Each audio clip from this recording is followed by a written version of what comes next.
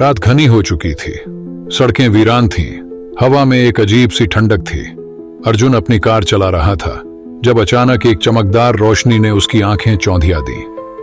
अगले ही पल उसकी कार गायब हो गई और वह खुद को एक अजनबी जगह पर खड़ा हुआ पाया। चारों ओर पुराने जमाने की इमारतें, घोड़े गाड़ियों की आवाज और लोगों के अजीब लिबास उसे यह एहसास दिलाने के लिए काफी थे कि वह अपने समय से बहुत पीछे पहुंच चुका है। अर्जुन को समझ नहीं आ रहा था कि यह कैसे हुआ। उसने देखा कि वहां लोग तांबे और चांदी के सिक्कों से लेन देन कर रहे थे। बाजारों में तेल के दिए जल रहे थे और दूर कहीं से ढोल नगाड़ों की आवाज आ रही थी। यह दृश्य उसके लिए किसी सपने जैसा था। चलते चलते उसे एहसास हुआ कि वह शायद 16वीं या 17वीं शताब्दी में आ चुका है। लेकिन सवाल यह था कि वापस कैसे जाए। उसने बहुत से लोगों से बात करने की कोशिश की, पर उसकी भाषा और उनके लहजे में फर्क था। लोग उसे अजीब नजरों से देख रहे थे। अर्जुन का पेट भूख से कुलबुलाने लगा। उसने एक दुकान पर खाने के लिए कुछ मांगा, लेकिन उसके पास उस दौर की मुद्रा नहीं थी। दुकानदार ने उसे भगाने की कोशिश की। तभी वहां खड़ा एक बुजुर्ग व्यक्ति बोला, यह परदेसी लगता है, इसे कुछ खाने को दे दो।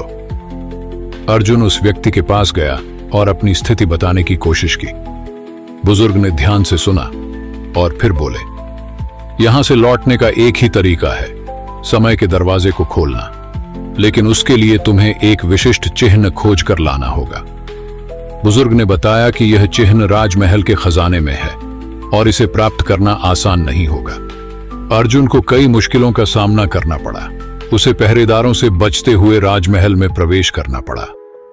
अंततः जब उसने वह चिन्ह प्राप्त किया और बुजुर्ग के पास पहुंचा, तो उन्होंने मंत्रोच्चारण करते हुए उस चिन्ह को अर्जुन के माथे पर लगाया।